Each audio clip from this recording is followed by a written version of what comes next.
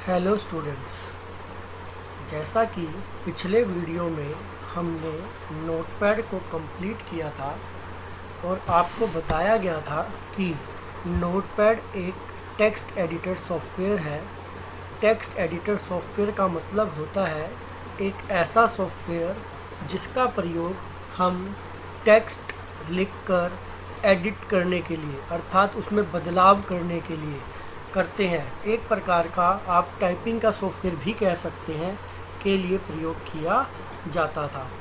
ध्यान दीजिएगा, यहाँ पर जो टाइपिंग के सॉफ्टवेयर होते हैं उनके लिए एक अन्य शब्द वर्ड प्रोसेसिंग भी यूज़ किया जाता है।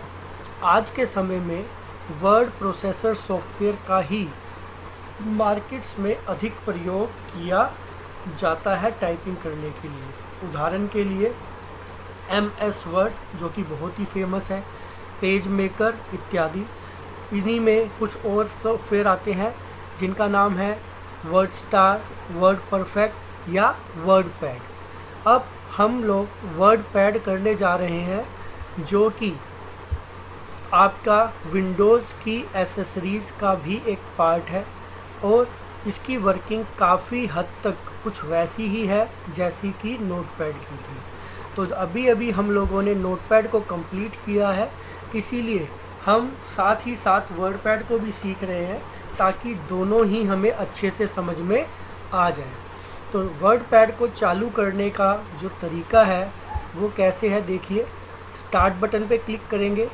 स्टार्ट बटन पे क्लिक करके ऑल प्रोग्राम्स पे क्लिक करके एसेसरीज़, और एसेसरीज़ के अंदर आपका यह सॉफ्टवेयर उपलब्ध है जिसका नाम है वर्डपैड। ध्यान दीजिएगा, this is one of the Windows accessory. यह विंडोज़ एसेसरी का एक हिस्सा है और इसका प्रयोग भी टाइपिंग करने के लिए किया जाता है, परंतु इसे टेक्स्ट एडिटर ना कहकर वर्ड प्रोसेसिंग सॉफ्टवेयर कहा जाता है। तो हम यहाँ से इसको चालू कर सकते हैं।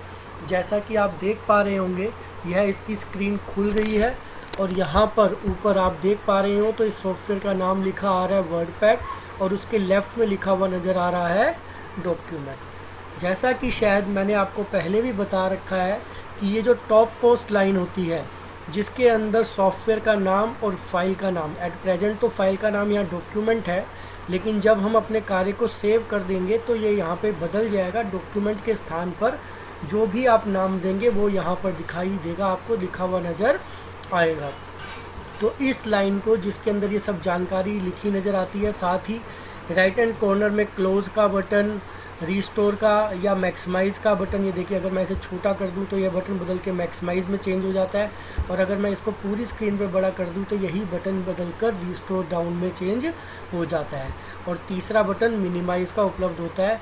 इस लाइन को टाइटल बार कहा जाता है। इसके अंदर कुछ और आपके ऑप्शंस भी उपलब्ध हैं जो कि इसके लेफ़्ट में दिखाए गए हैं, जो कि वो ऑप्शन है, ये आपका क्विक एक्सेस टूल बार कहलाता है, जिसके अंदर वो ऑप्शंस, वो टूल्स अवेलेबल हैं जो आप ज़्यादातर प्रयोग करते हैं, जिन्हें आप बार बार प्रयोग करते हैं। इनमें आप अभी देखें तो 3 के आगे टिक का चिन्ह नज़र आ रहा है, तो ये तीनों एक्टिव हैं। जैसा कि ये वाला बटन जो है जिसमें फ्लॉपी का चिन्ह बना है, ये सेव का बटन है। ये वाला बटन जिसमें लेफ़्ट की तरफ एरो मुड़ा हुआ है, ये अंडू का बटन है।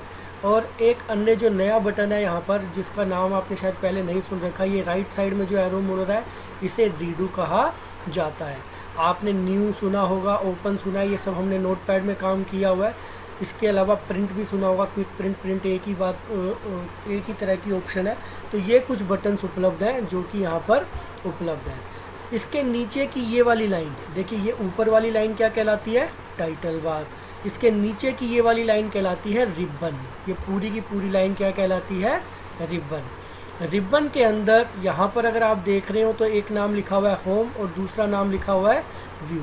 तो ये दोनों आपके क्या कहलाते हैं, टैब्स कहलाते हैं, TABS, टैब्स कहलाते हैं। और इसके अलावा एक हमारे पास ये भी टैब उपलब्ध है जिसे वर्डपैड का बटन भी कह सकते हैं या वर्डपैड टैब भी कह सकते हैं हम यहाँ पे, और इस पे क्लिक करके वर्डपैड में प्रयोग की जाने वाली मेन ऑप्शंस का प्रयोग किया जा सकता है। ध्यान दीजिएगा, जब मैं होम टैब पे क्लिक करता हूँ तो यहाँ पर कुछ ऑप्शंस खुल के नज़र आ रही हैं। ये सभी आपको आइकन्स के रूप में, चित्रों के रूप में नज़र आ रही हैं, जिनके द्वारा आप यहाँ पर इनका प्रयोग कर सकते हैं।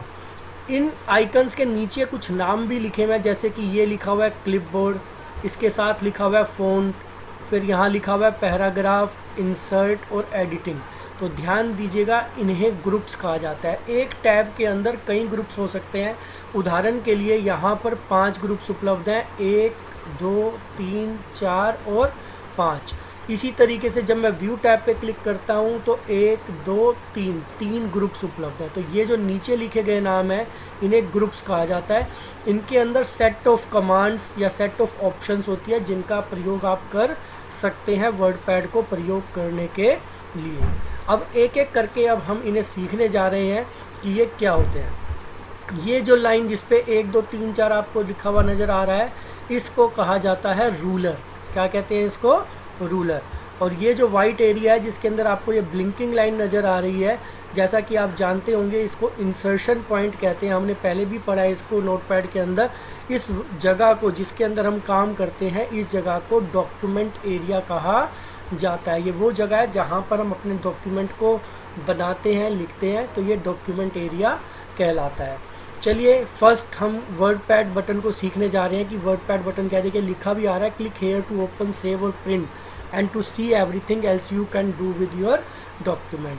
आप इस बटन के द्वारा ये सब काम कर सकते हैं, अर्थात ओपन, सेव, प्रिंट इत्यादि के काम को कर सकते हैं। हम इस पर क्लिक करते हैं तो जैसे ही आपने ध्यान दिया हो, यहाँ सबसे पहली ऑप्शन आ रही है न्यू। ये बिल्कुल वैसे ही काम करती है जैसे कि आपने नोटपैड में देखी थी। उदाहरण के लिए मान लीजिए मैंने यहाँ पर एक काम करना आरंभ किया, ये टाइपिंग करनी चालू की। जब मैं इस काम को कर रहा था तभी मुझे याद आता है कि मुझे कुछ नया काम करना है, तो मैं वर्डपैड बटन पे जाऊँगा, न्यू पे क्लिक करूँगा। ये पूछ रहा है do you want to save changes to document, मतलब जो फाइल आपने पहले बना रखी है क्या आप उसे सेव करना चाहते हैं। अगर चाहते हैं तो सेव पे क्लिक कर देंगे और नाम देकर अपने काम को सेव करेंगे। अगर नहीं सेव करना चाहते तो डोंट सेव पे क्लिक करके इसे बंद किया जा सकता है और आपका नया काम खुल जाएगा। तो मैं एट प्रेजेंट डोंट सेव पे क्लिक कर रहा हूँ। नोटिस कीजिए ये नई फाइल, जो मेरा लिखा हुआ काम था वो ख़त्म हो गया है, अर्थात वो फाइल बंद कर दी गई है और कंप्यूटर ने मेरे लिए एक नई फ़ाइल खोल दी है। अगर आप नोटिस करें तो यहाँ पर इसका दोबारा से नाम डॉक्यूमेंट ही दिया है कंप्यूटर ने, क्योंकि नोटपैड वर्डपैड में एक समय में एक ही फ़ाइल खुल सकती है, एक से अधिक फ़ाइल नहीं खुल सकती। आगे जो हम और अन्य सॉफ्टवेयर पढ़ेंगे, MS Word, Excel, PowerPoint इत्यादि, आप देखेंगे उनमें हम चाहें तो एक समय में एक से अधिक फ़ाइल भी खोल सकते हैं। तो वहाँ तो ये नाम बदलते हैं डॉक्यूमेंट 1, डॉक्यूमेंट 2, डॉक्यूमेंट 3 के आधार पर, परंतु नोटपैड और वर्डपैड में इनका नाम, जैसे नोटपैड में तो रहता है अनटाइटल्ड और वर्डपैड में रहता है डॉक्यूमेंट। तो यहाँ पर ये नाम है डॉक्यूमेंट। ये जब तक आप कुछ नाम अपनी तरफ से नहीं देंगे तो ये नाम डॉक्यूमेंट ही रखेगा कंप्यूटर। तो इस तरीके से कोई भी काम कर रहे हो, उसी दौरान आपको नया काम आरंभ करना हो तो उसके लिए न्यू ऑप्शन का प्रयोग किया जाता है। देखिए लिखा है क्रिएट ए न्यू फाइल, इसके द्वारा आप न्यू डॉक्यूमेंट बना सकते हैं। इसकी शॉर्टकट Ctrl+M। सेकंड है ओपन। ओपन, जैसा नोटपैड में हमने काम किया था, अपनी नई फाइल को खोलने के लिए ओपन, नई फाइल को कह रहा हूँ मैं, अपनी बनी हुई फाइल को जो आप बना चुके हैं को करने के लिए हम ओपन कमांड का प्रयोग कर सकते हैं। लेकिन उससे पहले हमें क्या करना होगा, हमें कोई फ़ाइल बनानी होगी। फॉर एग्ज़ाम्पल मैं एक फ़ाइल बना देता हूँ छोटी। यहाँ पर हमने मान लीजिए अपने स्कूल का नाम ही टाइप कर दिया, यहाँ पर SM Hindu senior secondary school.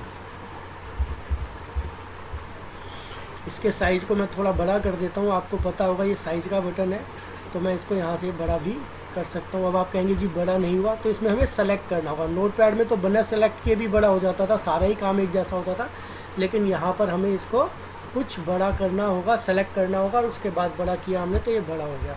अब मैं इसको सेव करता हूँ। सेव और सेव एज देख सकते हैं, वही सेम कमांड है जो आपकी नोटपैड में उपलब्ध थी। आपने सेव पे क्लिक किया तो भी सेव एज का डायलॉग बॉक्स आ रहा है, क्योंकि अभी तक फाइल सेव नहीं की गई है। और यदि आप सेव एज पे क्लिक करते हैं तो भी आपका सेव एज का डायलॉग बॉक्स आएगा। अगर आपने फ़ाइल सेव नहीं की है तो दोनों ही स्थिति में आपका यह आएगा।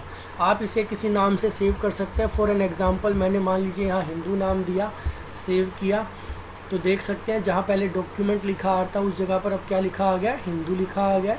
इट मीन्स यह फाइल मेरी हिंदू के नाम से सेव हो गई है। मैं इसे क्लोज़ करता हूँ, मेरा वर्डपैड बंद हो गया। दोबारा से ओपन करते हैं, स्टार्ट बटन पे जाते हैं। ये मैंने यहीं पर देखिए लगा लिया है। आपके जो बटन आता है, मेन्यू आता है, इसी के अंदर आप डायरेक्ट यहाँ से क्लिक कर सकते हैं। ये मेरा वर्डपैड ओपन हो गया। पुरानी फाइल को खोलने के लिए वर्डपैड बटन पे जाएंगे, ओपन पे क्लिक करेंगे। ओपन के अंदर जो फाइलें आपकी इसके अंदर बनी हुई है वो दिखाई देगा। हमारी फ़ाइल का नाम था हिंदू, हमने क्लिक किया, ओपन पे क्लिक किया और हमारी फ़ाइल खुल के सामने आ गई है। इस तरीके से यदि हम चाहें तो अपनी फ़ाइल को ओपन कर सकते हैं। तो इस तरीके से आप देखिए कि ये न्यू बटन है, ओपन बटन है, सेव बटन भी मैंने आपको यूज़ करके दिखाया और सेव एज़ भी। ध्यान दीजिएगा, जब तक आपकी फ़ाइल सेव नहीं हुई है ये दोनों बटन एक ही रूप में काम करेंगे। यदि आपने फ़ाइल सेव कर दी है, फ़ाइल को कोई नाम दे दिया है और आप सेव पे क्लिक करते हैं तो आपका जो भी आपने बदलाव किया फ़ाइल में, चाहे तो किसी काम को डिलीट किया है, चाहे कुछ ऐड किया है, तो वो आपका उसी नाम से बदल जाएगा, काम को सेव कर देगा जो आपने पहले से दे रखा है। परंतु यदि आप सेव एज़ पे क्लिक करेंगे तो आपसे पूछा जाएगा कि आप अपनी फ़ाइल को किस नए नाम से सेव करना चाहते हैं। आप नया नाम दे के फ़ाइल को सेव करेंगे तो जो पुरानी फ़ाइल थी जिसमें कोई बदलाव नहीं कर रखा पहले आपने, वो एज इट इज़ सेव हो जाएगी। और जो बदलाव किए हैं, चाहे कोई एडिटिंग की है, चाहे डिलीशन किया है, चाहे एडिंग की है, वो नए नाम वाली फ़ाइल में सेव हो जाएगा। तो इस तरीके से ये 4 महत्वपूर्ण कमांड है जो कि आपको पता होनी चाहिए। न्यू, ओपन, सेव और सेव एज़, इनका प्रयोग अलग अलग काम करने के लिए, या तो नई फाइल बनाने के लिए, या पुरानी बनी फाइल को ओपन खोलने के लिए, या सेव करने के लिए, या सेव एज़ के लिए किया जा सकता है। तो ये 4 महत्वपूर्ण कमांड है। आज हम इतना ही करेंगे, बाकी का आप नेक्स्ट क्लास में करेंगे। धन्यवाद।